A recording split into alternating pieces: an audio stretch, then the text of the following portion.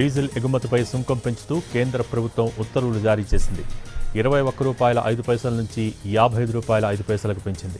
విమాన ఇంధనం ఏటీఎఫ్ పైన సుంకం పెంచింది మోడీ సర్కార్. ₹29.05 నుంచి ₹42 పెంచుతూ ఉత్తర్వులు జారీ చేసింది. పెట్రోల్ ఎగుమతి సుంకంలో ఎలాంటి మార్పు లేదని తెలిపింది.